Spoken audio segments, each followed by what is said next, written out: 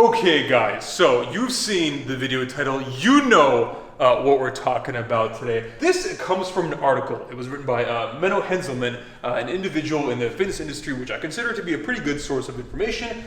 These are percentage of individuals who have reported to have experimented or utilized steroids at least once in the USA. And I thought this kind of surprised me. I did not expect this.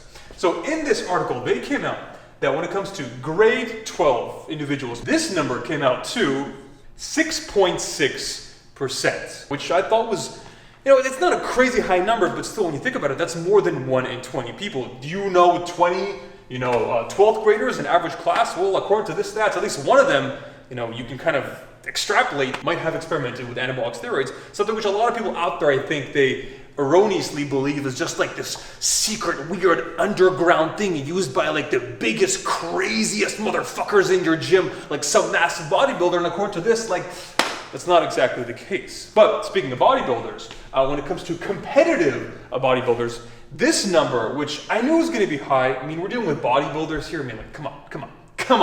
But I didn't think it would be this high. What the fuck is that? 54%, according to this article, which I thought like more than 1 in 2, over half of competitive bodybuilders are using or have used or experimented with performance enhancing drugs and steroids. That definitely, I mean, I knew it was going to be a decent amount, but we're not talking about pro bodybuilders, we're talking about competitive bodybuilders. This could be someone who is like competing in a relatively big state level competition, or it could be just some Joe Schmo competing, down in his local little high school auditorium for some like local, Northwest Idaho local bodybuilding championships. So it kind of surprised me, but it goes even further. Pro bodybuilders, this one wasn't that surprising, 90%. Actually, it was over 90%. So by far the clear majority, which kind of makes sense because if how do you become a pro bodybuilder to begin with? That means that you took all these people, you're the best of the best, and if 1 in 2 people here are already using, the good stuff, the juice, then to become a pro, it becomes essentially inevitable. So one of the reasons why I wanted to do this video is, about a month ago, another popular fitness YouTuber or fitness social media personality, influencer, whatever the hell you want to call us, Kino Body, a lot of you guys probably know of who I'm referring to. He did this, he came up with this concept or this challenge, and essentially, I believe he wanted to implore other individuals in our fitness social media industry, whether they're competitors or coaches or just guys on Instagram flexing their six packs, whatever you do, if you have some social media notoriety and you claim natural, essentially he was saying, prove it. And he believed that in his case, he has something which beats a lot of other ways of testing whether or not an individual is natural or not, because those, as we're going to talk about later in this video, they can be beaten, they can be faked, they can, in some cases, easily be worked around. Now, I didn't really make a video about this in the beginning, because this is actually a month. This has been a month since this happened. So some of you guys may be even thinking like, Igor, why are you talking about this now? Aren't you kind of, late to the party? Other, guys have already talked about this. I believe Omar Isov made 2 videos about this. Steve Cook made a video indirectly referencing. A lot of people have already talked about this. Why are you talking about it right now? There's actually kind of 2 reasons. Number 1 is because, to be honest, I do sometimes like to avoid this topic. When it comes to my channel, if you guys look back at some of my biggest videos, especially back in 2015 and 2016, when my channel first began at all, back before I even had like 10,000 subscribers, my initial kind of like bump in social media, it came from doing those videos. It was like the natural debate, busting or how to catch a fake natural, all that stuff. I mean, those videos did phenomenally well, at least for my channel standards, getting over 1 million views each. It was like a 3-parter. But to be honest, I don't necessarily like talking about this topic, not just because it's kind of like controversial or taboo. I don't really give a shit about that. It's because it doesn't really help anyone. I want my channel to be about helping and actually providing something, inserting something positive into the fitness environment, in the industry, not just sitting here and starting drama and bitching and doing all that stuff. I mean, gossip and calling people out and all that stuff, it does take in views, but I don't really want, that's not really what I want my channel or my brand to be about. And the second reason is because I wanted that Kino Body's challenge and that whole kind of natural verified thing to kind of I wanted to marinate a little bit. I wanted to see where it was gonna go, and I wanted to give him some time to do that. It's been about a month, and it seems like that's not the case. In fact, the actual official Natty Verified or Natty Verified Instagram has actually been, I don't think it's been taken down, but it's been sold to a cologne company. Now it's called like Fragrance, and I can't remember. Either way, point is, it doesn't really seem like that ended up working out, which kind of sucks. I don't really know what happened there, but that's okay, because I'm gonna talk about it instead. This kind of led me to thinking, like, why did this thing that was gonna be such a big deal, we're gonna bust the fake naturals, all this stuff, all the people who are like secretly on steroids, you better run for the hills because we're coming. Why did it not happen? Why not just him, but so many other people or organizations? Why can't they do it? Why is it so difficult? And as you can tell, there are multiple different problems. Starting off with number one, before we even get into the test, the blood test, the urine test, the this, the that, let's get into where it all started, at least when it comes to me and the topic of steroids. Those original videos I made a few years ago about like the whole like how you can catch an individual who is, you know, taking performance enhancing drugs, anabolic steroids, getting bigger, getting leaner, stronger, all that good stuff. One thing which I talked about a lot was the FFMI, the fat-free mass index. For those of you guys who may not know, if you want, go check out my older videos, but I'm gonna quickly summarize. This is similar to the BMI, the body mass index, which is essentially just a calculation where you put in things like your body weight, your height, and an estimate of your body fat percentage. And if you plug that into a certain formula, it's going to spit out a score. Now, there is some research, it's not perfect by any means, but unfortunately, right now, it's essentially all we've got. There have been some studies which have essentially indicated or hinted that there is essentially kind of like a barrier to where you're unable to surpass in this kind of score. Again, it's almost like an RPG. Like, you know, you have like levels in like Pokemon or Final Fantasy. It's pretty much like you get to level 100, and beyond that, you're not doing that without, you know, the Game Shark hacks, or in this case, a different S. In those videos, I kind of talked about how it's somewhere around 25. So originally when I made those videos, I kind of made it seem like 25 was this magical number, and 25 was like, that's the second you pass that, there's no way you could achieve that body without the use of performance enhancing drugs. So in reality, it's not the case, and I just wanted to like, you know, touch upon this one more time since I've been talking about this in 3 years. It's kind of like a spectrum, right? If you've got like, let's say 18 is the average individual, 22 is like, all right, you look pretty good. 22 actually, coincidentally, is where I am. I fluctuate around like 21.8, 22.3, depending on my body fat percentage, but usually that's where I am. And then 25, and then like, I don't know, 28 and onwards. At this point, you're like, once you're beyond 30, that's when you're getting into like Phil Heath, Ronnie Coleman, Jay Cutler. You're getting into some crazy shit. So obviously, average individual, guy who works out, guy who really works out and looks fantastic, and then crazy. So a lot of people thought that in my videos, I kind of made it seem like this is it. This is the cutoff. Everyone here is natural, everyone here is not. End of story. When in reality, it's not really like that. There are 100% individuals out there. I know for a fact. This is what so many people did not understand with my videos, and this is one thing which, this is the reason why I want to talk about this first before anything else. There are people to this side of the spectrum who have physiques which are around, you know, 22, maybe higher, maybe lower, who are taking performance enhancing drugs. And this is extremely important for the context of this video. We don't really care about this. These people are either they're on something or they're some crazy genetic freaks, who knows, right? I mean, at the end of the day, there is the amount of scientific research done on this is like this much compared to everything else in the world. So it's very hard to be an expert on this kind of stuff. But this is where I want you guys to understand. Now, I think a really good way of illustrating this is beer.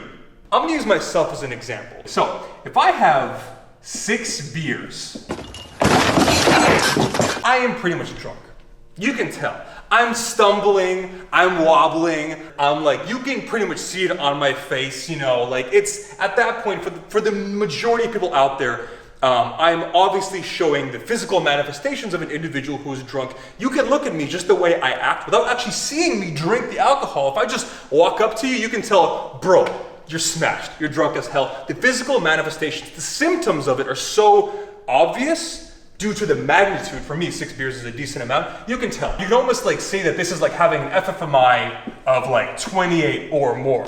you're so big and jacked that chances are, not 100%, but chances are you probably are using, a little bit of the vitamin S, which is similar to me having 6 beers. At that point, you're on steroids, you took alcohol, a substance has been consumed. Now, here's where it gets a little weirder. Okay, what about something a little bit less crazy, right? What if I had 3 beers? For me, 3 beers is like, all right, maybe, I'm a little wobbly. I probably shouldn't drive, but I'm not that crazy. So I can maybe get away with it. That's kind of like, let's say, the same as a person who is like, I don't know, maybe like 24, 25. Again, I'm just pulling these numbers out of my ass. And this isn't really what matters. What matters is this. What about a person who's had 1 beer? When I have 1 beer, you can't tell. I mean, I can probably drive if I wanted to. I mean, there's nothing wrong with me. There's no physical symptoms just yet because I haven't had 3 or even 6 beers. Physically, you can't really tell anything on me.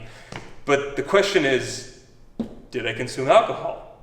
The answer is yes. This is similar to an individual who, let's say they take a very, I don't want to even say small, but like a moderate or modest amount of performance-enhancing drugs, and their FFMI is somewhere 22, 23. You're nowhere near at a level where people are like, oh my God, you're not 28, you're not Ronnie Coleman, but at the same time, you're not hammered drunk. But in this case, did you consume alcohol? Yeah. In this case, did you consume alcohol? Yes. In this case, did you consume alcohol? It's not a how much, it's a yes or no. And the answer is yes. Just like in this case, the answer is yes. People erroneously believe that everybody who just touches steroids at all, no matter what they're taking, no matter how much it is, they just blow up. And immediately they just jump from an FFMI of like 21 or 20 to boom, like 28. Like you just wake up like, oh shit, I'm Ronnie Coleman. Better go stock up on a new extra large clothing wardrobe. That's one thing a lot of people don't understand. There are guys out there who are taking stuff. Don't even think about the number, but just in general, in terms of size, they're smaller than me.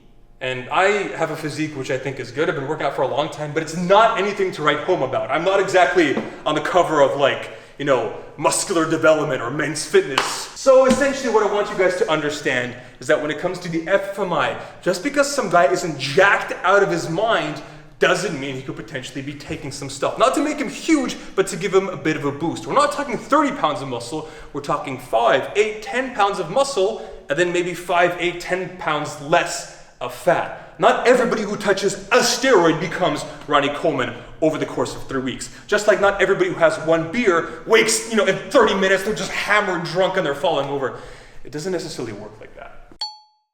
So let's move past, the FFMI and just looking at an individual visually and thinking like you're too big or you're too small, because that's very subjective. Let's talk about something that people can't supposedly avoid, right? A steroid test. You compete in college athletics, NCAA, right? Or you do a bodybuilding show, or let's take it even further. You compete in the best of the best, the most prestigious sporting event in the world. You compete in the Olympics. Well, you can't fake that, right? This isn't fooling a bunch of guys on Instagram. This is the Olympics. They take your blood. They take your urine. There's a team of scientists with lab coats doing all this crazy Breaking Bad chemistry shit. You're not fooling them, right? No, yeah, you kind of are.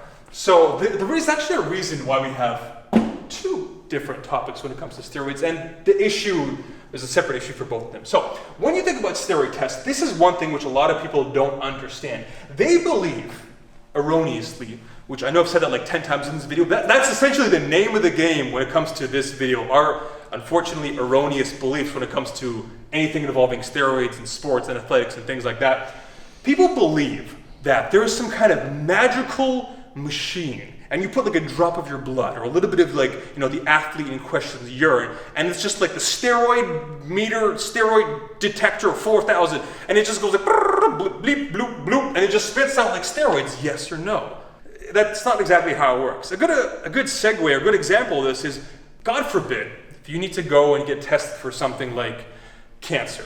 There's no machine which just detects cancer, like all kinds of cancer, because cancer is just a way of naming many separate diseases which have certain commonalities between them. But you need to go and test for individual things. Breast, prostate, testicular cancer. You need to test for individual difference markers or metabolites. There's so many steroids out there, you can't test for all of them simultaneously. Or if you do, it's going to be a pretty big test, and it's going to be, at the end of the day, let's be honest, very expensive. Each of these tests alone can cost, in some cases, like hundreds of dollars. So to test for every single marker or steroid metabolite under the sun, we're talking thousands of dollars here. That's difficult to do for any organization, let alone some local little, I don't know, Toronto bodybuilding competition, some little thing where your entry level was $100. Yeah, that $100 entry level that you paid is gonna go very far when your own urine test costs $7,000.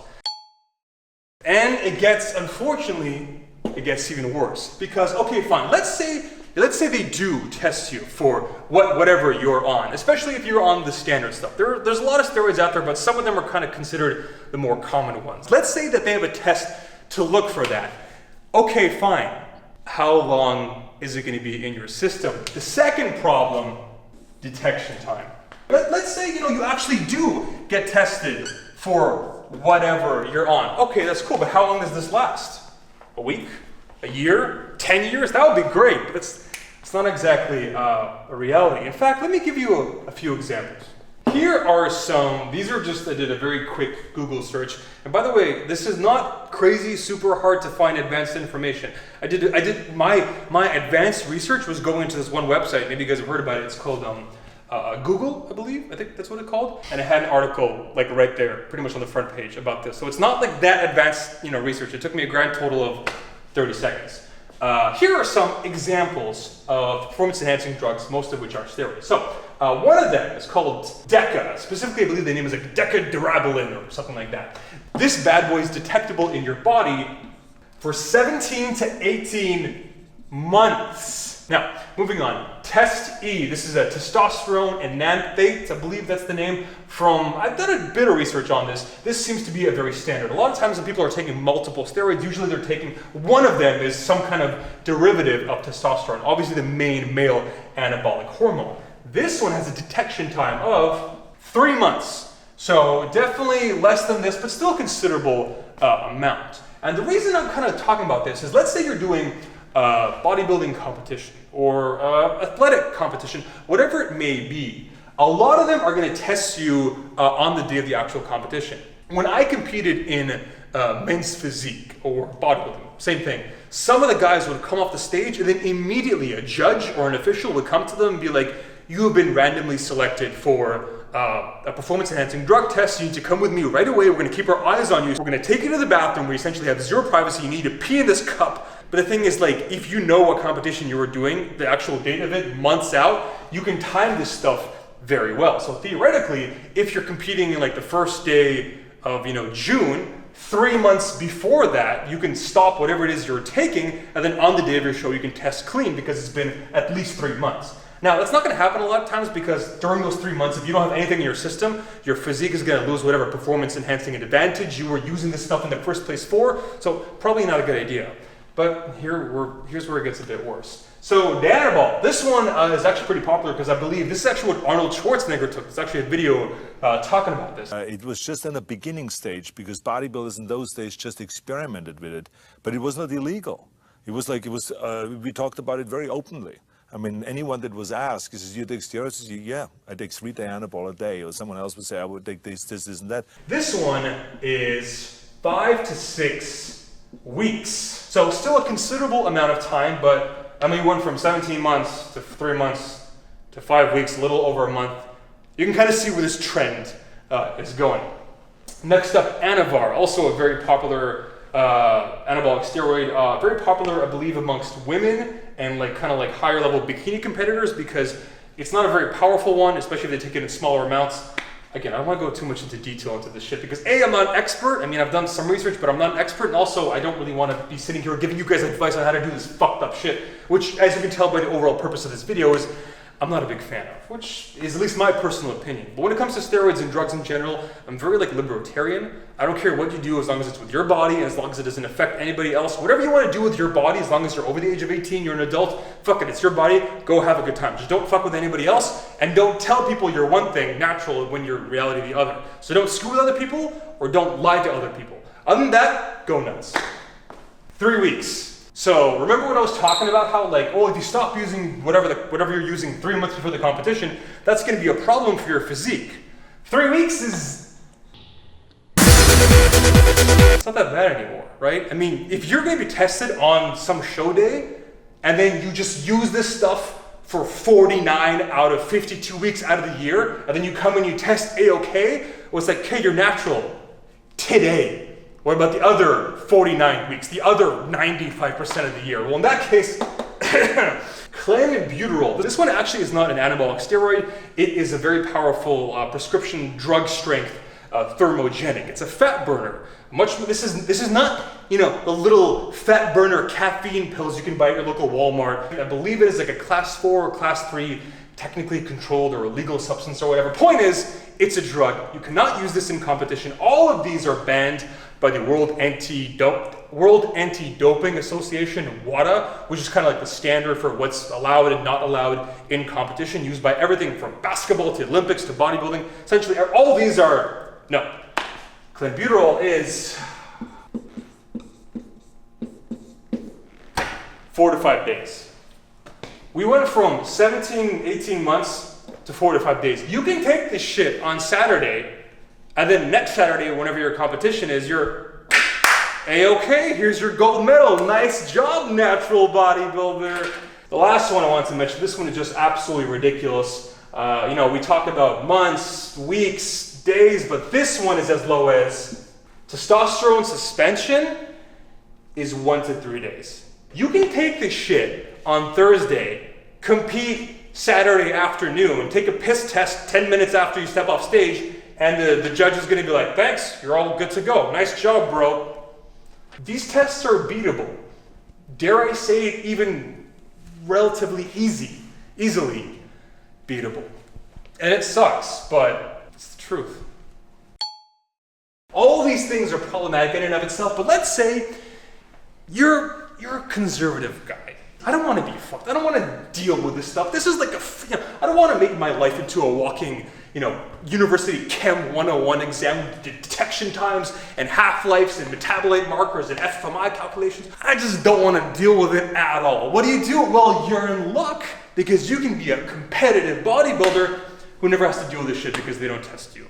There are a lot of organizations out there, such as the IFBB, such as the NPC. The NPC is pretty much considered an untested organization. The NPC is kind of like the amateur version of the IFBB. Here, they don't care what you're taking. Here, they don't care what you're taking. I mean, they're not like open about it, but they essentially, it's kind of like a don't ask, don't tell thing. In fact, there actually are natural bodybuilding organizations out there. I have actually competed in natural bodybuilding organizations. So they call themselves natural. And the other ones they're not called unnatural, they're called open, as in open to do whatever the fuck you want to do. And then there's the other problem, let's be honest, is that even if you compete in a natural show, it's still, besides all these problems, it's still not perfect. I have competed in 4 natural bodybuilding men's physique shows, 3 or 4, I forget, a reasonable number. I have never been tested. That's kind of a big thing to say here on YouTube, because a lot of you guys are probably going to be shocked by that. Like, Igor, you've competed multiple times in natural organizations. You've definitely been tested. That's one of the reasons why I believe in you. And I wish I can say that. I have never been tested. One time in 2015, I actually went off stage and I found one of these guys, you know, they're walking around like the judges and the official like referee or judge says their little name tag. And I went up to him like, excuse me, sir, would you like some of my piss? And he was like, no, you're not tested. Good, thanks. And I was thinking like, shit, okay, well, that's, you know, it's randomized. So today, maybe no, but next time, no. 4 competitions in 3 or 4 years, never tested. And I've come to them and they just don't care. Take my piss, take my piss.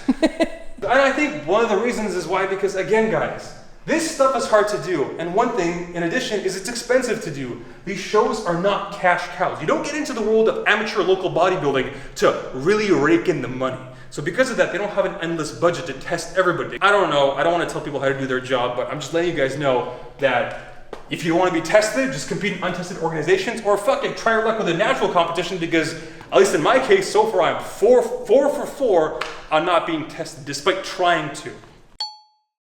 Carbon isotope ratio test. This is that thing that anybody kind of like built up as kind of like the be-all to end-all. It's going to solve all the problems. You can't catch the metabolite? Don't worry, this can't. What about detection time? Don't worry, this can't. This is supposed to be like the gold standard, at least by current science. And unfortunately, it seems like that didn't necessarily work out. But nonetheless, I did want to talk about why this was seen as kind of like a really good thing. But even then, that being said, it's not magic. And although it has a few little ups over that stuff, it's still nowhere near considered the best. So before I get into this, I do have to very quickly give you guys a very little chemistry science experiments, lesson, so you guys actually have an understanding of what I'm talking about. So, carbon is an element which is found in everything. It's in you, it's in me, it's in this, it's in that. It's pretty much like one of the most standard things. Pretty much everything on the planet, especially organic things, things that are alive, are very much so composed of carbon. There are things called isotopes. Isotopes are essentially kind of like ways of saying versions of elements, or alternatives of a standard element. So, the carbon isotope ratio test, some people actually kind of refer to it as the C12 to C13 isotope ratio test. Carbon 12 is pretty much like what is kind of like considered the standard. If you look at the periodic table elements, you're going to see C12. It kind of looks like carbon, and then it has like 12, and then its atomic number, I believe, is 6 for 6 protons. But there are some weird versions out there, which actually happen naturally in nature, where it is C13. It's an isotope. I believe it has additional neutrons. These are subatomic particles. Again, I'm not going to go into the crazy chemistry of this all. Just understand that the majority of carbon out there in you and me and in our testosterone, which is the most important thing we're talking about here, is going to be C12. But sometimes there is a certain percentage of that. A certain percentage is going to be C13. And your body, your testosterone, has a very standard ratio of C12 to C13. Now, if you start pumping in exogenous synthetic testosterone, steroids, it's going to have a different ratio. Let's say your ratio is like, I don't know, 97 to 3 for C12 versus C13. This is you, your body, your skin cells, your hair cells, your testosterone, most importantly. Now, you start putting in vitamin S, synthetic test. It might have like 95 to 5. A small difference, but nonetheless a difference. The more of this you pump into your body, the more this ratio is going to change. This is going to shift to something like, I don't know, like 96.4, maybe even closer and closer to 95.5. You know, it's kind of like you have like yellow water and red water. The more and more red you put in, that yellow is going to go to dark yellow, then orange, then eventually you keep on putting in, it's going to go red because you're diluting it more and more with this other stuff. That's one of the things that's powerful about the carbon isotope ratio test. It is not testing to see if you have too much testosterone in your body, which is a very common kind of standard right now. A lot of times these organizations, they look at this thing called the ratio of testosterone to epitestosterone. It's another hormone. And if you start pumping in testosterone, one is going to go high, and then your epitestosterone ratio is not going to go up. So you go from 1 to 1, which is normal, it's going to go to 2 to 1, 4 to 1. I think like Alistair Overeem, if I remember correctly, got busted for like 15 to 1 ratios or something. It was something crazy like that, which clearly it's like, okay, red flag, there's a problem here. So essentially those tests are saying, do you have too much testosterone in your body? The problem is those ratios of test to epitest, they can go up, but they can come down very quickly. And then your testosterone in your body might be fake, but the actual levels will come back down to normal, at least as far as the test is concerned, so it can't catch that shit. The interesting thing about the C12 to C13 ratio test is it's not looking at how much test you have. I don't give a shit how much test you have. It looks at what percentage of that is synthetic, is this weird ratio. Let's say you pump this stuff into your body and then you stop, right? This ratio went from 97.3, maybe it went all the way to like 96.4. It's getting closer and closer to this problematic synthetic ratio, which is gonna, light the red flags on the carbon isotope ratio drug busting test. You stop this stuff and guess what happens? Your balls, hopefully, wake up. They start producing more natural testosterone, more regular ratio. This starts to kind of reverse. It starts to go back the other way because now first it was diluted one way, now it's being diluted the other way.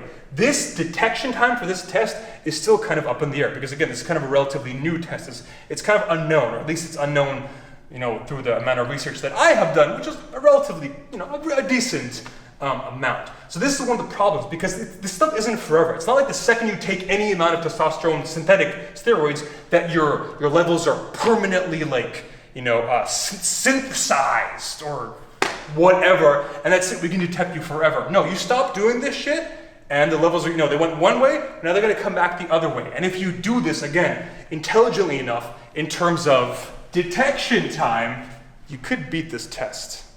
So even though this test was seen as the holy grail and touted so much by Kinobody, it's a nice thought, but it might not be as, you know, don't put all your eggs in one basket, which is, I think that's one of the things that Kinobody did. And I think his inability to get access to the test, or whatever the hell the reason is why that Instagram page turned into a fragrance store. And finally, there is one other way to beat this. To beat the detection times, the metabolites, the FFMI score, guys looking at you, you're too big, you're too shredded, you're this, you're that. You know, the carbon isotope ratio test, which nobody's doing, but if someone did, you can still beat all that. It's very simple. Not fit, F it, as in, fuck it. Just ignore it all. There are a lot of people in the industry who take this approach, where essentially like, I'm not gonna talk about this topic altogether. I can get 1,000 comments on YouTube or Instagram about this topic, and I'm gonna avoid all those like freaking Neo and the...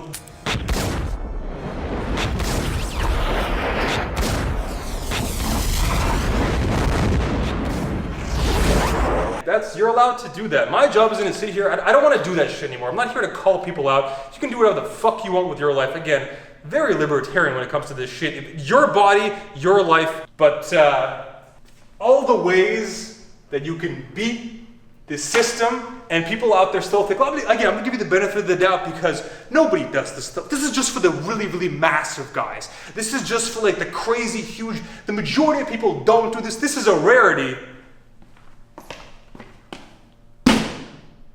It is a pretty damn prevalent, I guess, problem in our industry. Or not a problem. I'll leave that up to you. My job is to present you the facts. Your job is to formulate your own opinion of it. I think I've done my job, so the rest is on you.